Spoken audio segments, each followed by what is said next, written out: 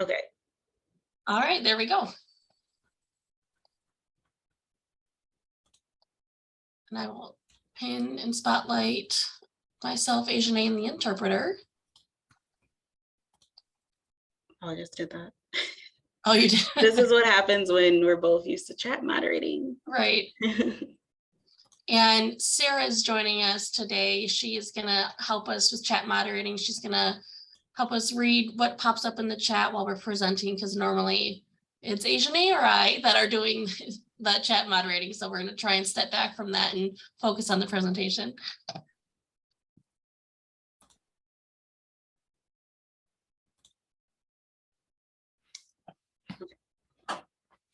All right, welcome everyone. Today's Tech Tuesday topic is Android versus iOS Apple software.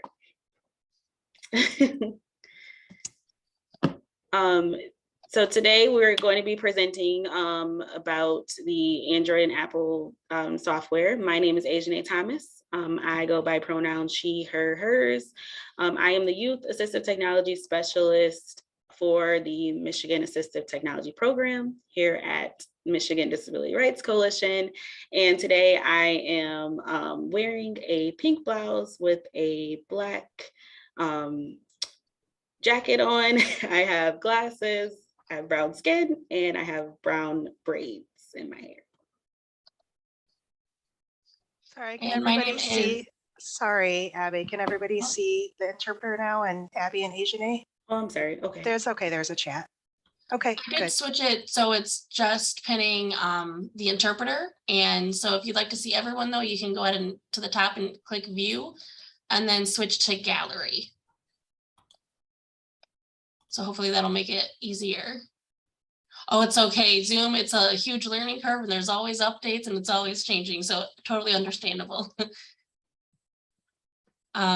Sorry, my name is Abby Squires. I am working here on the assistive technology team as well. I specialize in AT for gaming and for crafting. A visual description of myself is I am a fair-skinned woman of size with dark brown hair up in a messy bun, and I have dark brown glasses on and a black t-shirt. And great question in the chat, and we're going to get to that right now, actually. So Michigan, MDRC stands for Michigan Disability Rights Coalition, and MATP is Michigan Assistive Technology Program. And we do a lot of these presentations, so if we ever say any acronyms that don't sound familiar, please feel free to shout out in the chat, be like, wait a minute, back up, what is that? So, and we don't mind going over it a few times if need be, so feel free to just keep typing in the chat and keeping that conversation going, which kind of brings us to questions and housekeeping. So we welcome questions throughout the sessions. We like it to be interactive. You can feel free to unmute your microphone and chime in with a chat or a question. You can raise your hand, use that feature on Zoom, or you can just type in the chat. And we'll also be asking some questions throughout the presentation to just kind of get some feedback and just kind of get to know everyone a little more. So another acronym. So MDRC, again, Michigan Disability Rights Coalition.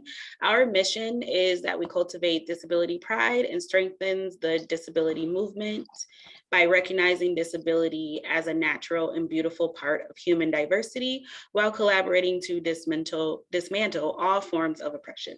Our vision is that we envision a world where people with disabilities have space for self-discovery, to cultivate community, and to develop pride.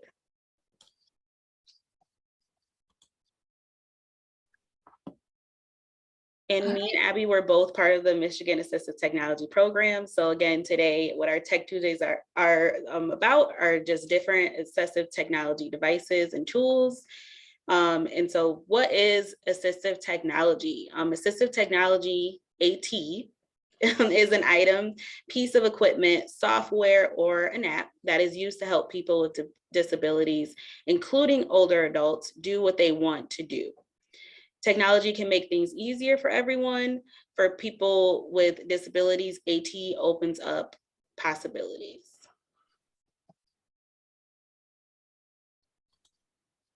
And so what we do here at MATP, Michigan Assistive Technology Program, is we provide assistive technology related supports around the whole state of Michigan. We serve everywhere from the top of the UP to the bottom of the lower mitten. We serve it all.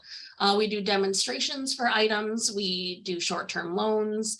We spread awareness information. We do trainings and other types of loan programs.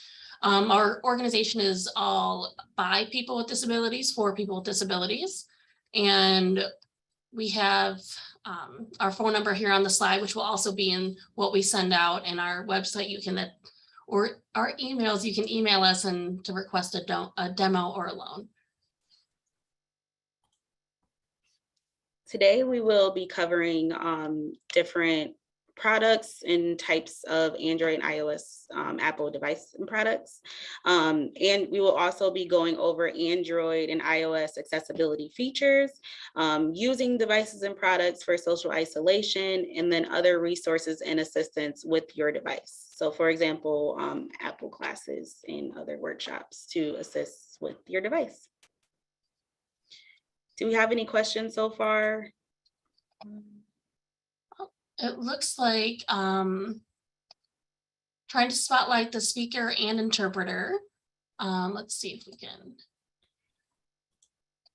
add spotlight. And can we spotlight 3 people? Can we do that? Woohoo, does that look better, TJ? I don't know if that, hopefully that worked. And then also we have a comment saying, but what if people outside of the country? So with Michigan Assistive Technology Program, it is for just the state of Michigan, but we can still provide resources and all that. But each state in America has their own AT program. So I think depending on where you're from, we might be able to help research and find out what type of AT programs, if there are any. But yeah, I think that would be something. If we'll have our email addresses or phone number. If you want to reach out after the presentation, that's something we can help look into for you. And no problem, TJ.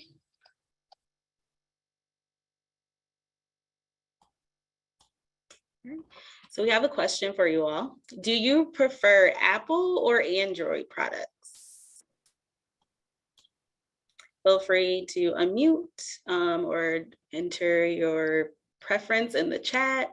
I am the Apple user. I definitely prefer Apple products over Android products. Yes, Julie, PJ, Isabel, Bethany. Yes, Karen, they're Apple. Android. Because I see a lot of Android. Where's the Apple people? Because number 1, it's not easy. Number 2, it's not voiceover. Yep. Yeah, and so actually Android does have voiceover now. It's called TalkBack, and so we'll get into that. But so at the end of this presentation, you might just turn into an Android person. No, don't do it. I'm outnumbered. Thanks, everyone. Okay, so it looks like we do have a lot of Android. So maybe I can get people to convert over to Apple after this presentation. Thank you. So just getting right into the different products. So first, we're going to talk about some Apple iOS cell phones. Right now, we're in the current software of the iOS 15.6, and the current model is iPhone 13. We just wanted to kind of go over some price points of the different products to kind of compare and contrast, even when you're making those buying decisions on your device. Accessibility and what works for you definitely is the top of the priority list, but also what's within your budget and where you get the best bang for your buck. So Apple iPhones can range for the current models can range anywhere from $700 to about $1,000, and then also depending on colors, styles, phone screen size, storage space, those all make the device kind of go up in price. Older models can range anywhere from $100 to about $500. Yeah, and in the chat we have someone saying that that's what they have is the iPhone 13 Pro Max. Oh, wow, okay. And the reason why my Okay, yeah. Android slide looks a little bare is because there's no way I could possibly fit everything on this slide. But the current software is the 12 point. And I think that one has like a nickname, it's Cotton Candy. But the thing that's fun about Android is that all of their software, they're all named after desserts. So I think it started with like cupcake, and then there's like lollipop and jelly bean. Like, it's just fun. But the current models, some of the top ones would be like the Galaxy phones, the Google Pixel. They also have like the Motorola, the LG, the HTCs, and I don't know what those acronyms stand for, but there's just so many types. Basically, any phone that's not an iPhone is usually probably operating on an Android system. And when it comes to like the Google Pixel, I used to be confused. I'm like, well, what's the difference between Google and Android? Google owns Android. So the Google Pixel is an Android operating system. Yeah, also with the Apple, I like the photography.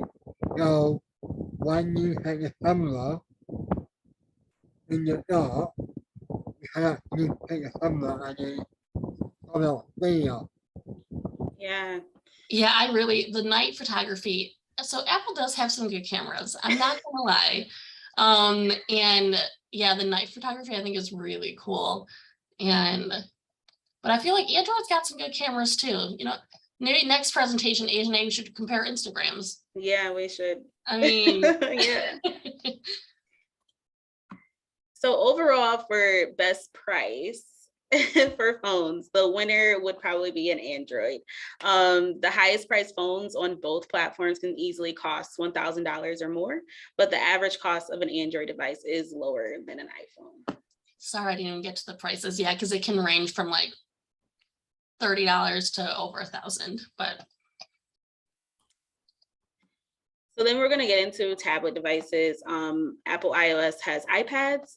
Current software, again, is the iPad OS 15.6. They are in the 9th generation for an iPad, which would be the second to the left image on the screen.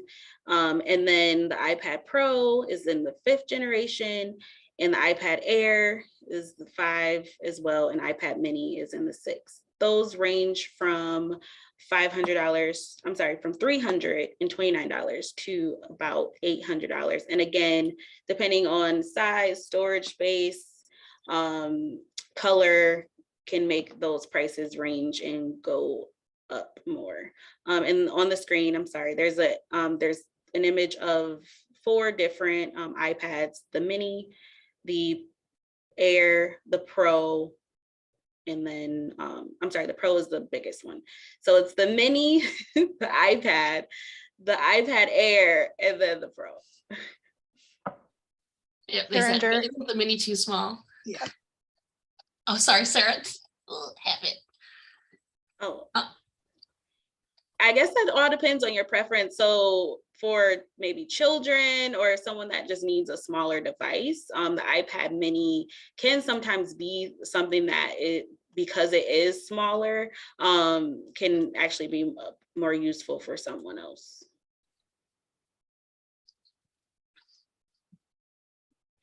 All right, and then yes, it depends on the storage, and Android, nope, you can't put that on a Mac. Yeah, and with Android, a lot of, like with their phones and tablets, a lot do have the ability to have that external storage, like the added on, like with an SD card. And I feel like that's not usually an option with yes, iOS. you would probably have to purchase storage for Apple products too.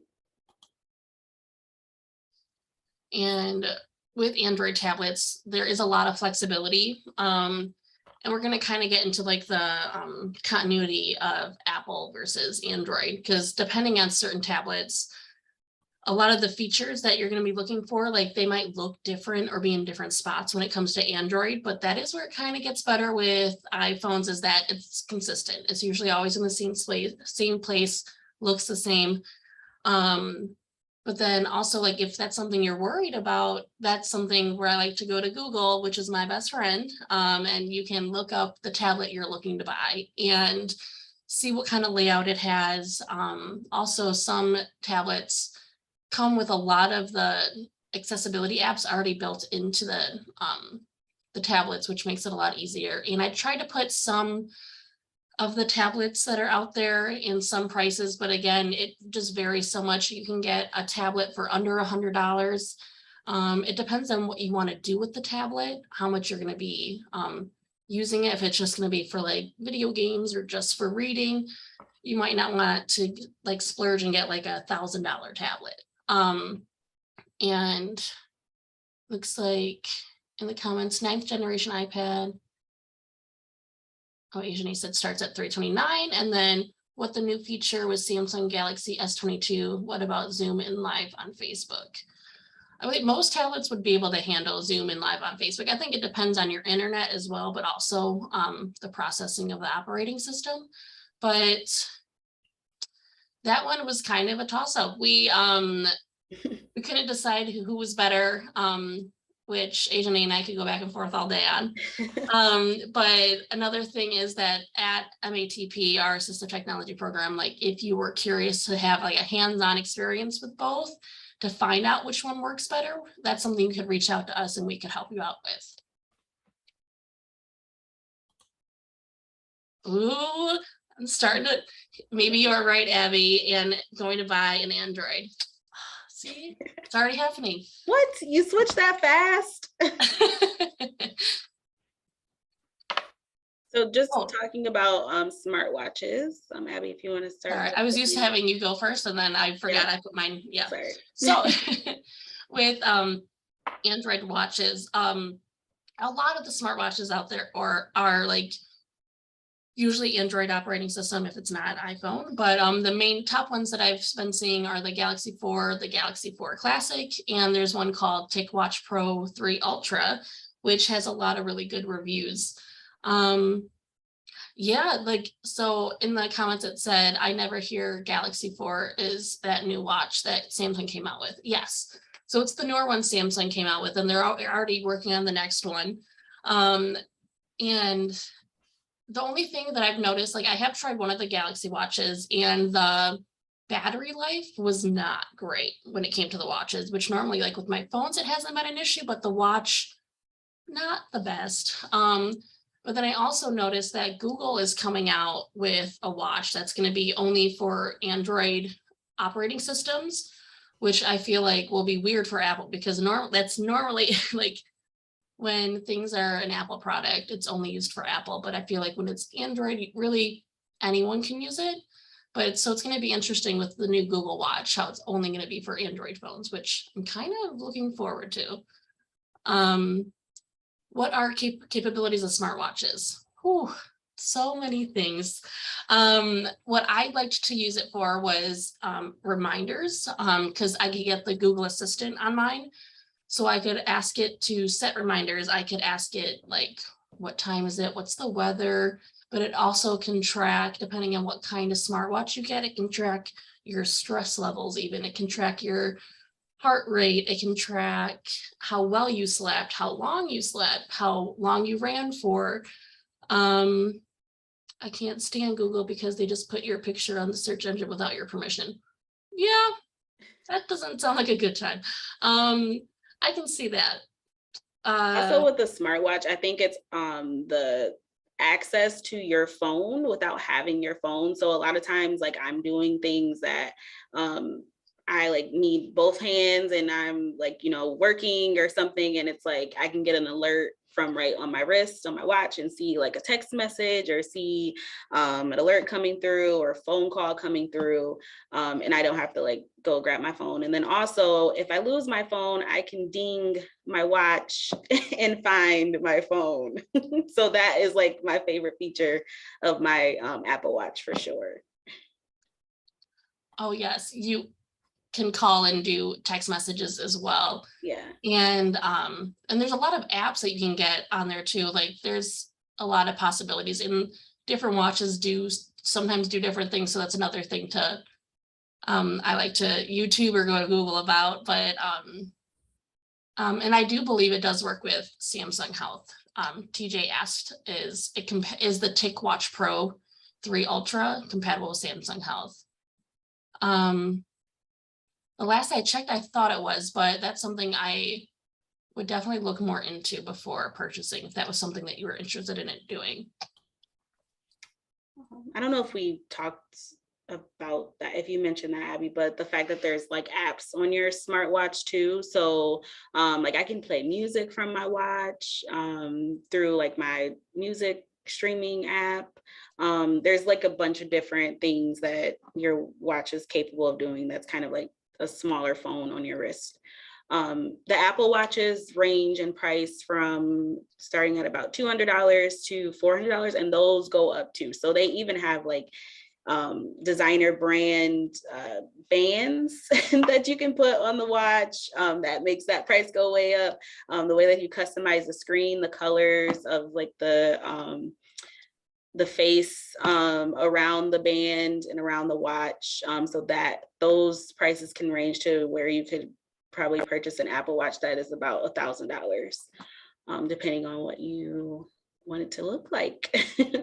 As far as what would be the better smartwatch, some of those health features that we said is what Apple does have. So the ECG, where they monitor your heart rate, blood oxygen readings. I did read an article where people were kind of discussing like how a smartwatch could go about reading like blood sugar levels, and their scientists are like trying to develop that, but they're kind of seeing that way down the line on how they would go about that.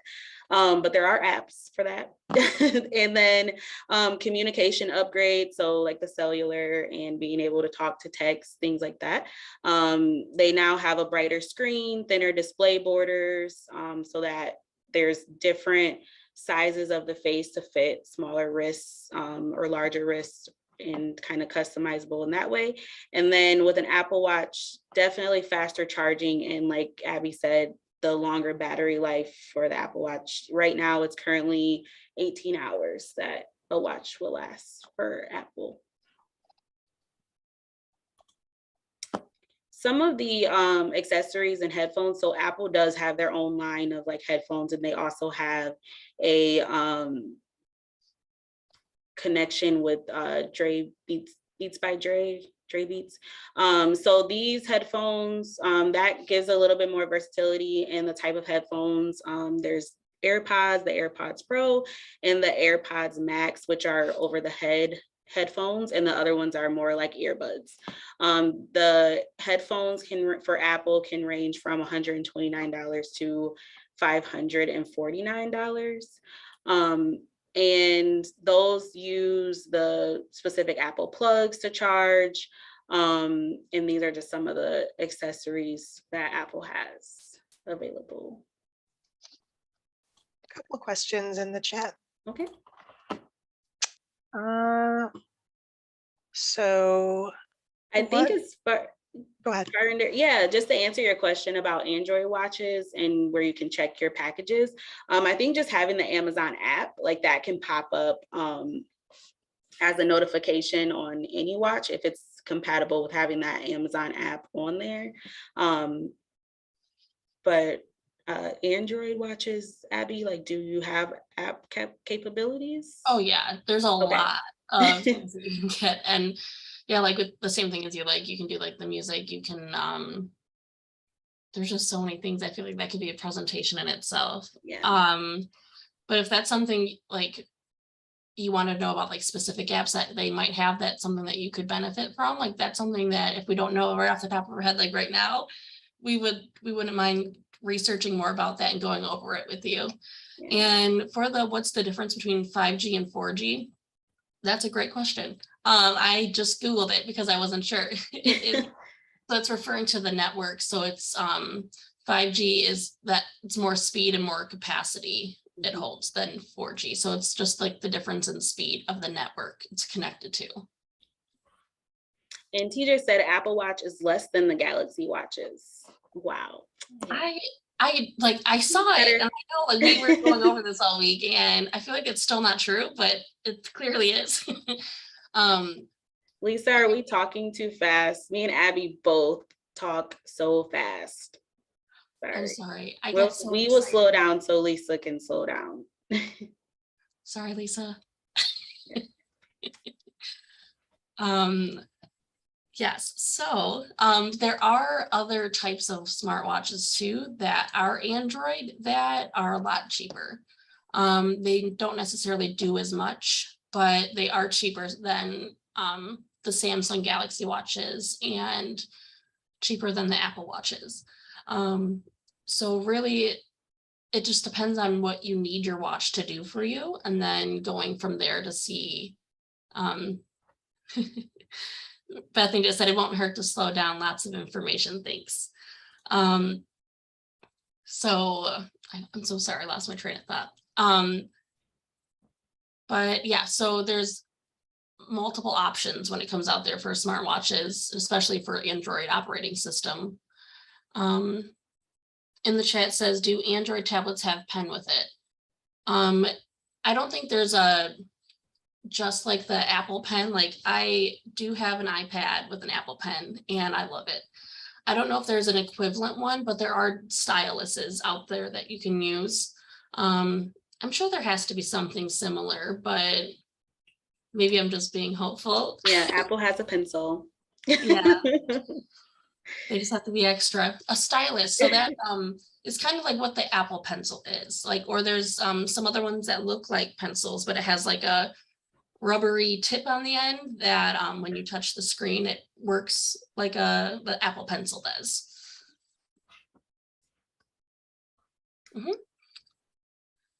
Oh, and so in addition to some of the accessibility features we're going to go over, a lot of people might do well with other accessories for their devices like noise canceling headphones or Bluetooth speakers like the Apple Pencil, the styluses, and wireless keyboards are helpful too, especially when you're using switch access,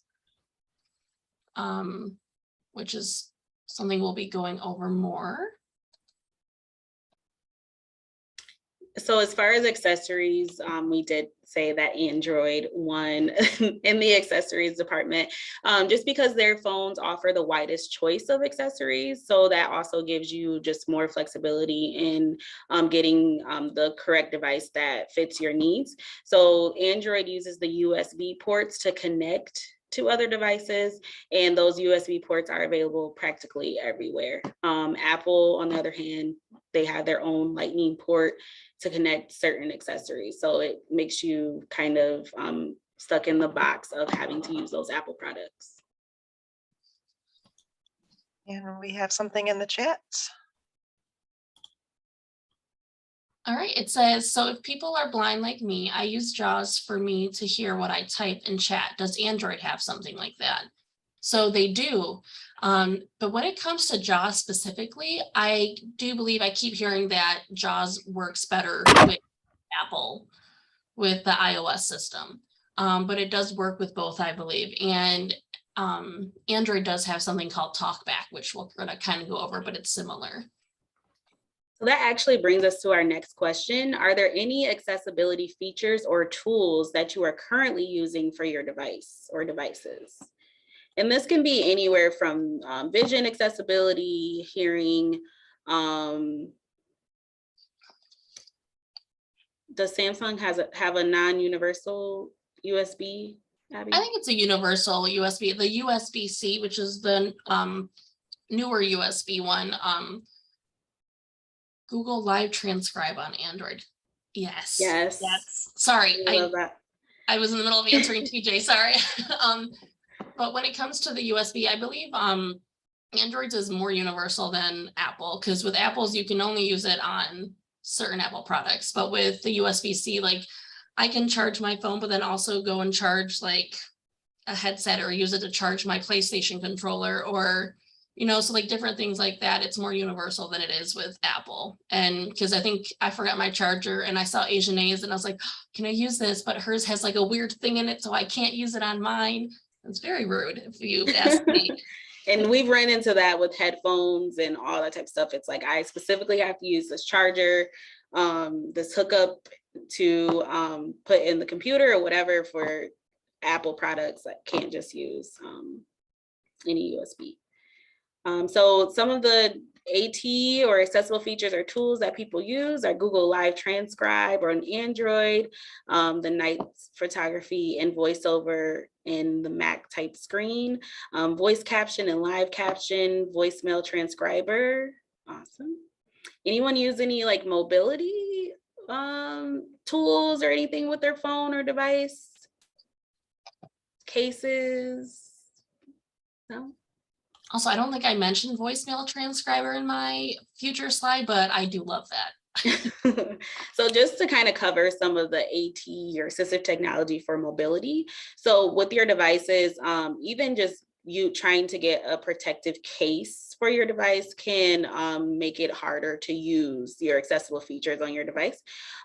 So if you're having like an OtterBox case that has a lot of protection around it, it makes it kind of harder to press buttons and to get access to those like side buttons, and sometimes can even cause a little issues with using like your camera.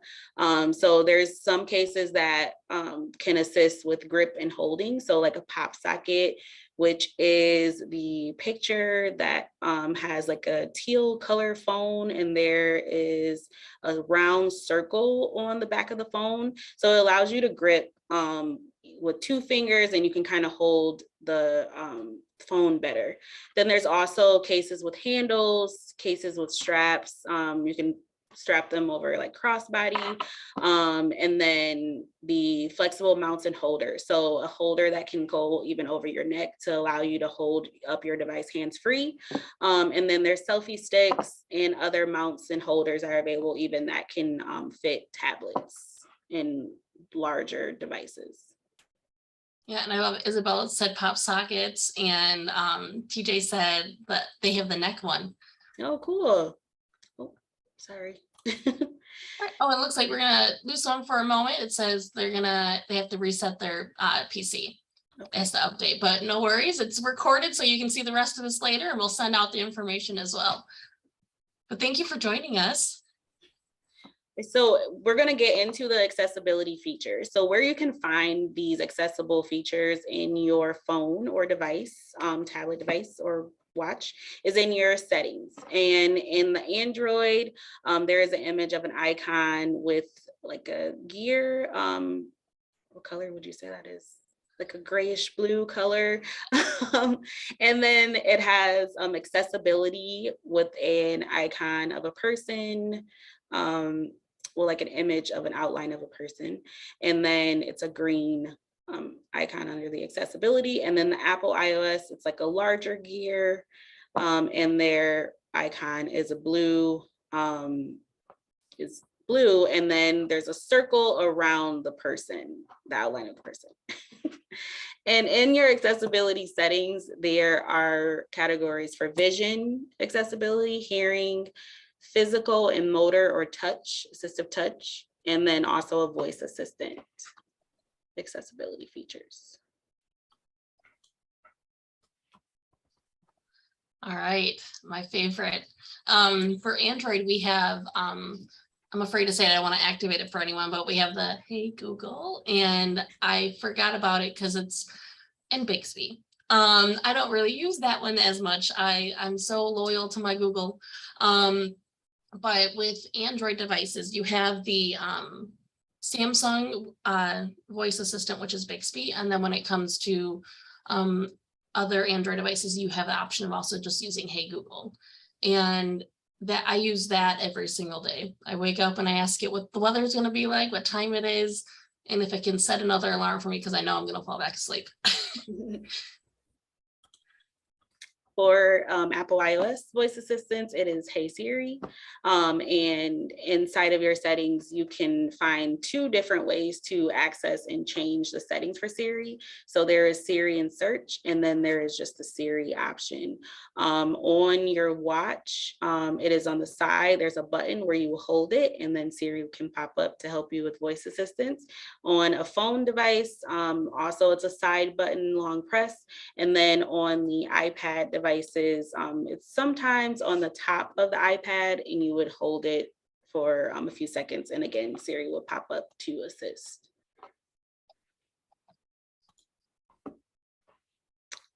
We have a video of someone comparing the voice assistants. All right, yeah, so it's gonna be a video they have, Do I they have to also stop include, share? wait, what? Do I have to stop share for you to? I can kick you off, so it's okay, you don't have to. Okay. So it's a video and it compares the Bixby, Google, Alexa, and Siri all together. So it's just it has them like lined up, and it's gonna ask a question, and then it'll either have a check mark or it'll have an X. So like saying if it did what it was asked, and then it has like a tally system at the top. So we'll go through a couple of them. It's like a 8-minute video, so we won't go over all of them, but let me share my screen now. Make sure I share my sound.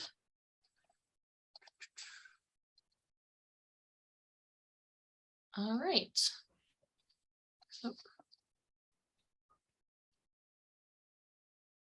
Hope everyone can hear this. Tomorrow. Open up Instagram. Open up Eminem on Instagram. Show me Rihanna on Instagram. The Pixel can go to specific Instagrams even when their username is different than their real name. Turn on dark mode. Turn off dark mode. Uninstall YouTube. Open the store. Download Twitter. Hey Google, when is your birthday? It's hard to tell because I update so often, so feel free to wish me a happy birthday whenever you like. Hey Alexa, when is your birthday? It's November 6th. I have the same birthday as the Oscar-winning and zombie-chasing actress, Emma Stone. Hey Siri, when is your birthday? It's October 4th. That is, if you consider my first day on the job to be my birthday. And you know what? I do. Hey Bixby, when is your birthday? I've never thought about that. Let's celebrate today. So that's just kind of an example of some of the different voice assistants. And this particular one has a bunch of different voice comparison videos on different systems. So I'll make sure that I have this added to the chat, and you can kind of check out their YouTube channel and see different types of comparisons.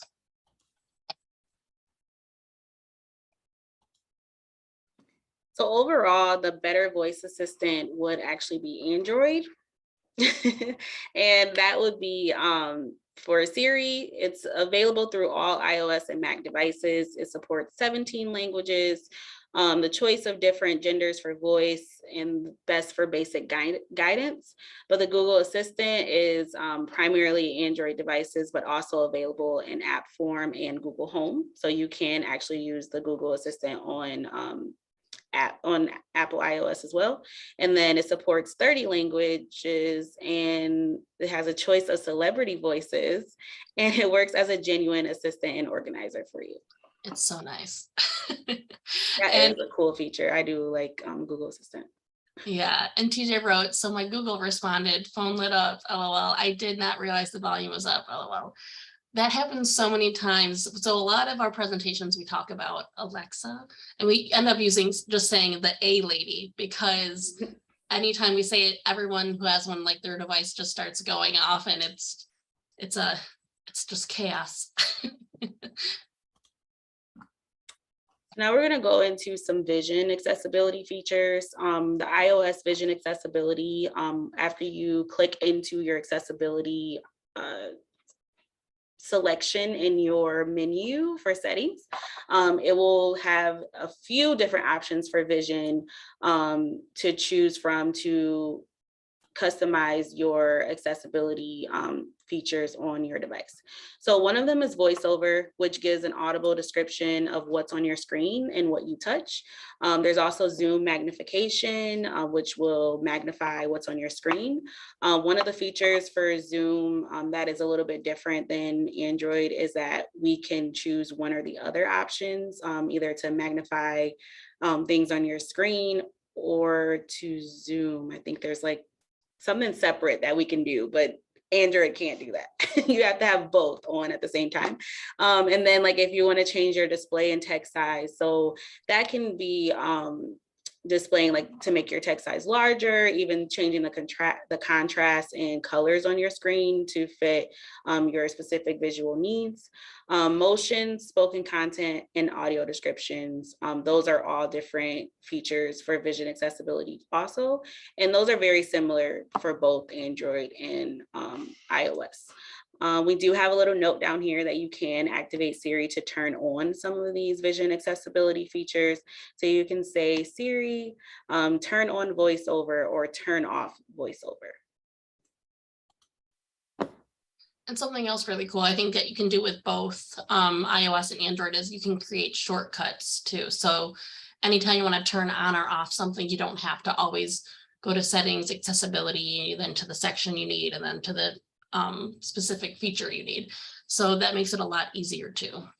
And with Android for vision, they have the TalkBack, which is a screen reader. They also have a Braille keyboard, a select to speak. And when it comes to the display, they have a lot of the same like things as iOS, but I feel like it's more in-depth and more customizable when it comes to the display and font and especially like with the color contrast and options. And that's something that I feel like going more in depth, like if you do have more questions about that, is a really good thing to reach out to us about so we can go in depth on each specific one. And as far as who we would say has the better vision accessibility, we do have a coworker, Kelly Blackwell, that uses a screen reader often. And what we have noticed is that when she's using her screen reader, she kind of has to dig through the settings of Android devices to change or to navigate through the menu. And so for vision purposes, being able to have that simpler menu that's in the Apple iOS products, it's easier for her to set up her device, change things on her device, and also access the various features and apps and things like that. So we would say Apple would be the better product for vision accessibility. So for iOS hearing accessibility, these are also very, very similar systems as far as accessibility. So there is hearing device connection compatibility. There's Apple device hearing device connections that can be altered to fit your needs for hearing. So lowering the sound, adjusting sound to best fit, and then also Bluetooth connection is available. So we have done demonstrations where we assist people with connecting their like cochlear implant to their device so that they can hear and pick up the phone and hear their phone and the phone call through their implant. Sound recognition. This is really cool and something that Abby just recently told me about. So you can go into your settings and change, allow your phone to be able to recognize different sounds. So that can be anywhere from hearing sounds of every day, like sirens, different people, baby crying, what were other ones, Abby? I know I'm looking up mine right now. Okay. To see which ones, because you can also on, I don't know if it's the same on iOS, but on Android, you can even add custom sounds too. Oh, wow. So coughing, if someone's shouting, your appliances, like you can go into your settings and literally change and turn on and off what you would like your phone to be able to recognize and give you an alert that there's that type of sound going on. And then the audio visual, where you can change where when your phone rings, that a light flashes. You can add subtitles and captioning. And then also, like some of you did say that you use the talk to text apps like Live Transcribe. Those are apps that where you can open up the app and the phone will listen to what's going on around you, and they will pick up on conversations, and then it will show text on a screen of what people are saying. And that has gotten more developed too, where even when someone is wearing a mask, it still will pick up what people are saying.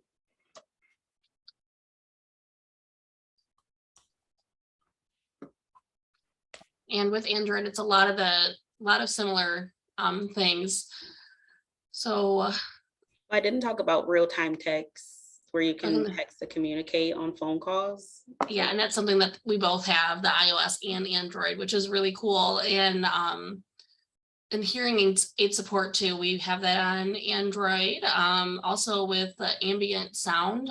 So if you have your headphones on, it helps so you can you don't get so much background noise. It helps you like focus on who you're speaking with, or and also adapt sound, which is really cool too. They have because your ears are so unique, they can test what type of hearing you have, and then they can adapt your sound on your phone to work more towards how your ears work.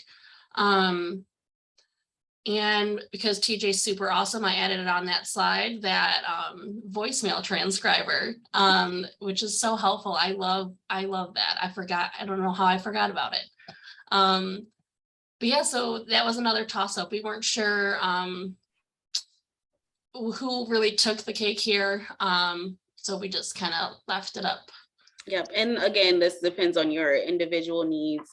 There's so many different features that I think that depending on what you need for hearing accessibility, Apple or Android both have similar features for hearing.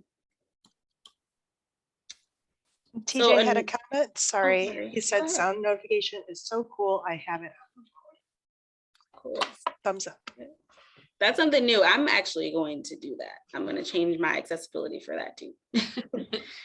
So for iOS, why do I keep saying that? iOS. Sorry. It's been a long interaction and touch accessibility. Again, you will go in your settings into accessibility, and then you will click touch. And then from there, you can turn on and off your assistive touch.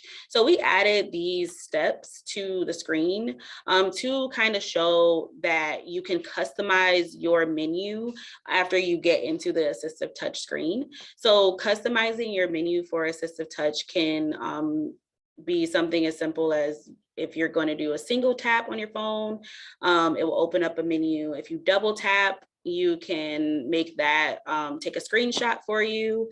There's other gestures that you can change. Like sometimes people have changed where they swipe up, then it will go to not even the next screen, but if you swipe up, it will like turn down the phone instead of turning it up. Like you can change and customize your gestures as you see fit. And then, there's also an assistive touch button that is on your phone. So if you are having a hard time accessing the side buttons on your different devices, you can use that assistive touch button to just access on the screen different features on your device. And it looks like TJ wrote, okay, please repeat, trying to follow on iPad. Oh, and how to get to assistive touch? Yep, so you'll go to settings and then accessibility and then touch. So at the top left of the screen, it says physical and motor touch. And then at the very top, it should say assistive touch. And that's something that I really do like with iOS, and that's where they do allow some customization for their users, is in their accessibility menus. Yep.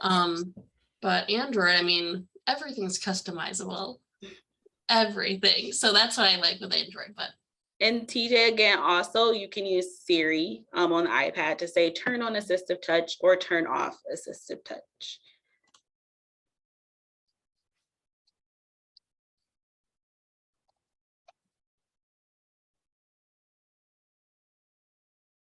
And then a lot of, again, there are a lot of similarities. I feel like both Android and iOS have really been upping their accessibility game, which is really good. So I'm just trying to think of some things that weren't on yours, but like the time to take action is what they call it. It lets you choose how long it shows messages in your notification bar. And also they have it so you can reply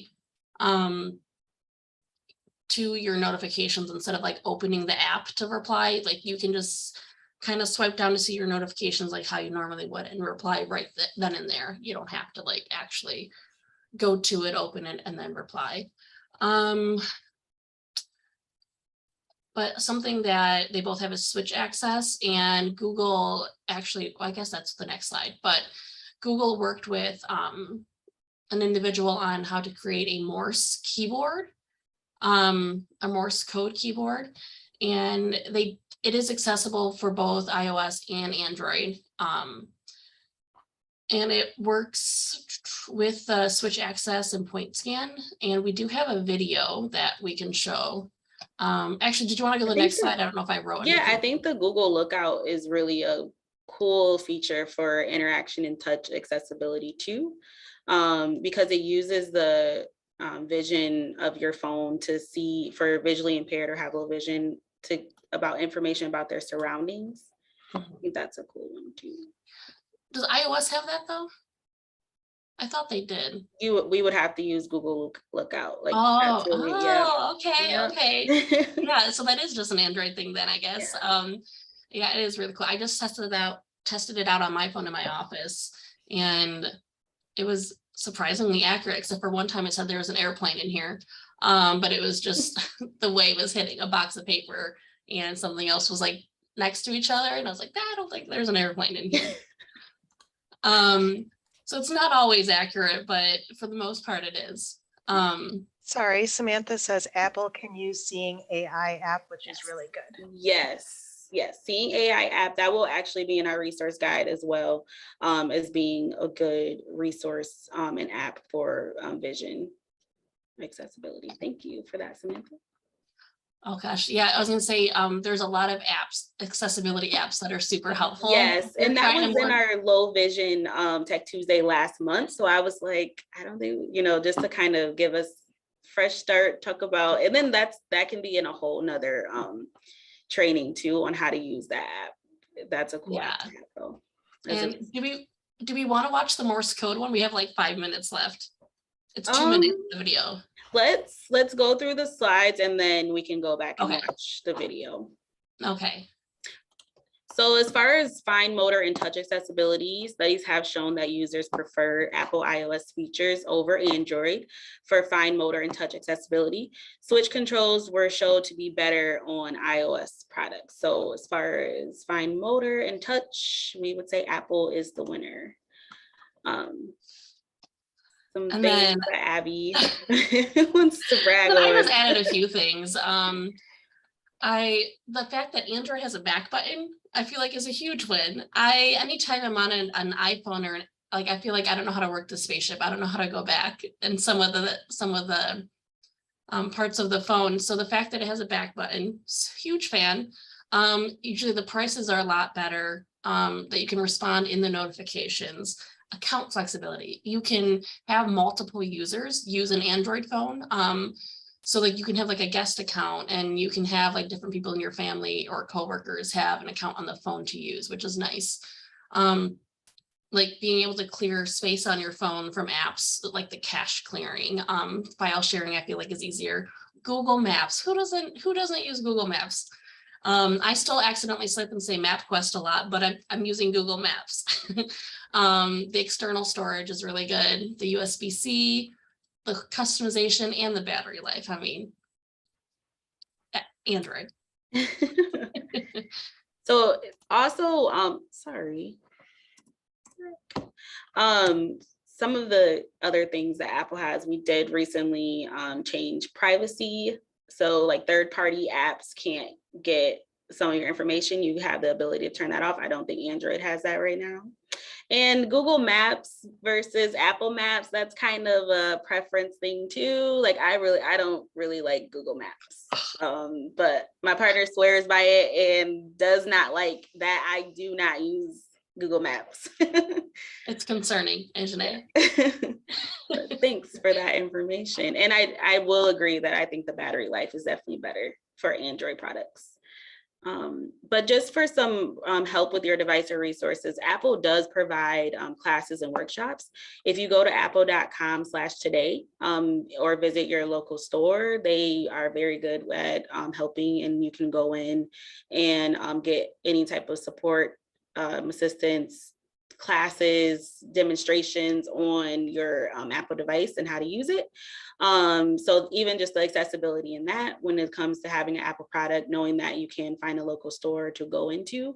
With Android, I think you probably would have to go to like a Best Buy or Walmart for some sort of assistance, and that will just kind of depend on the store on what they have available to help in that department. But Apple has a specific area. Yeah.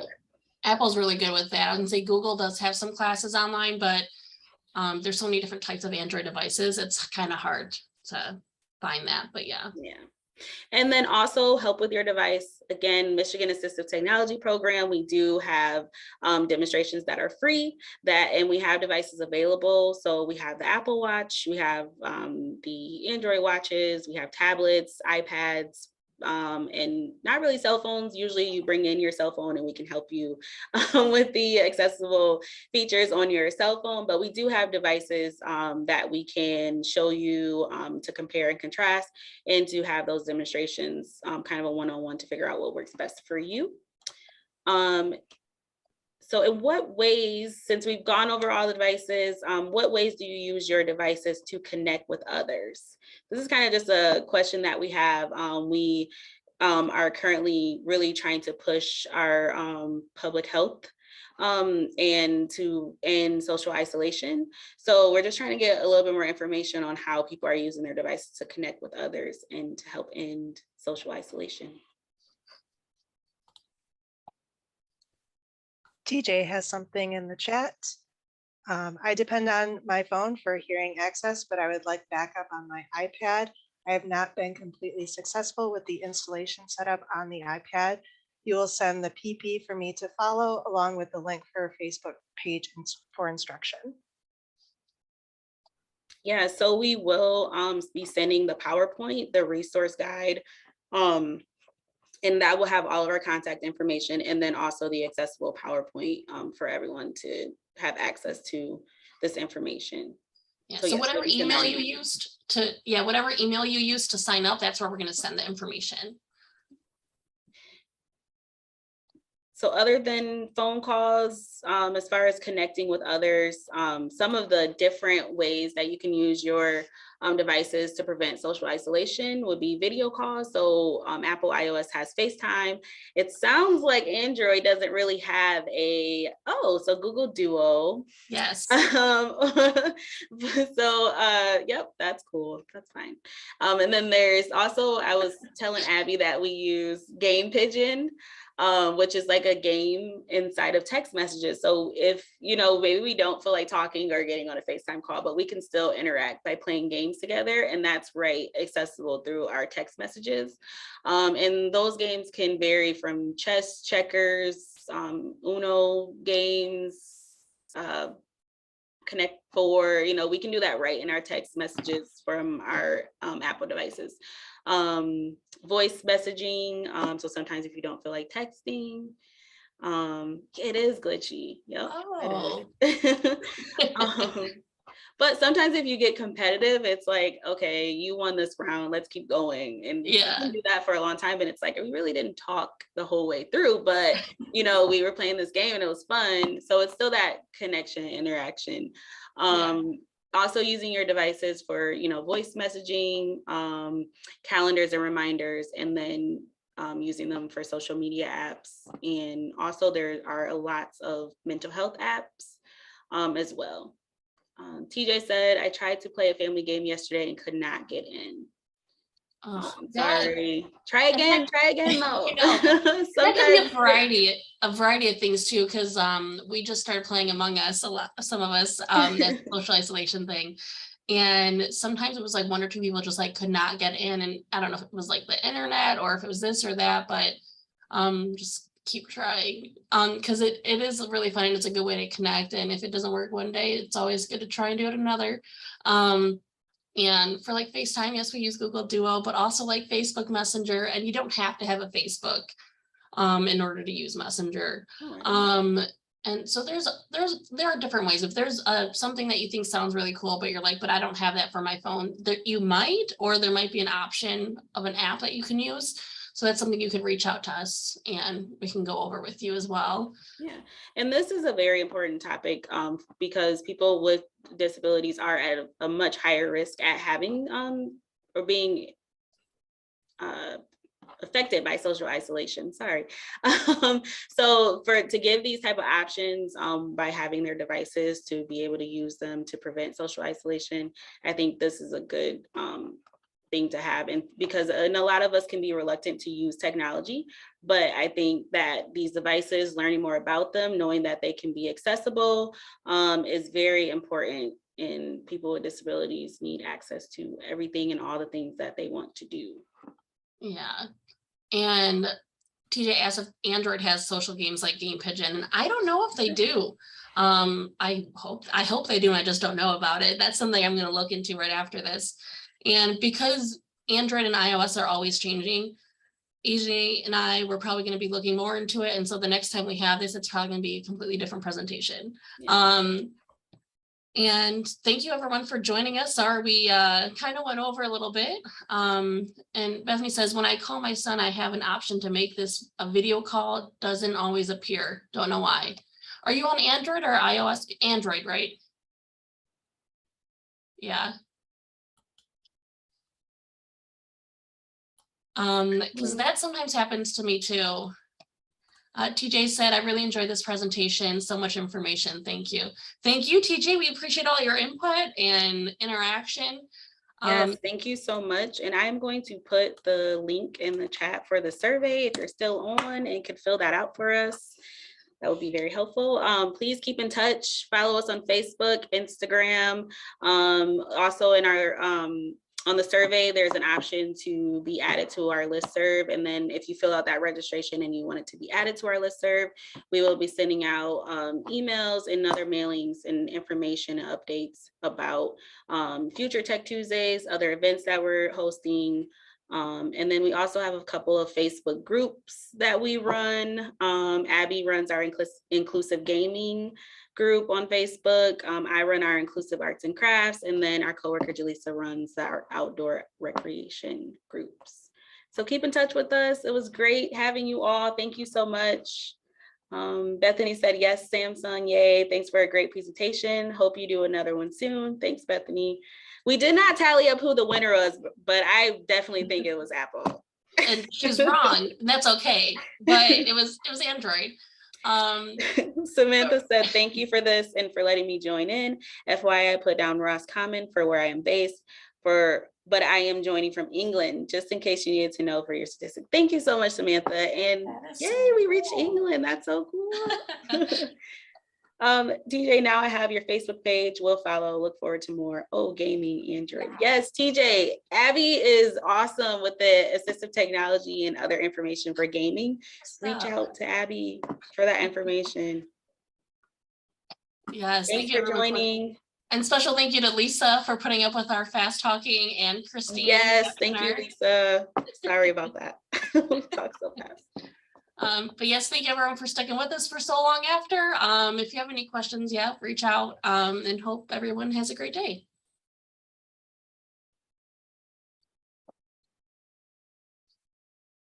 Bye, everyone.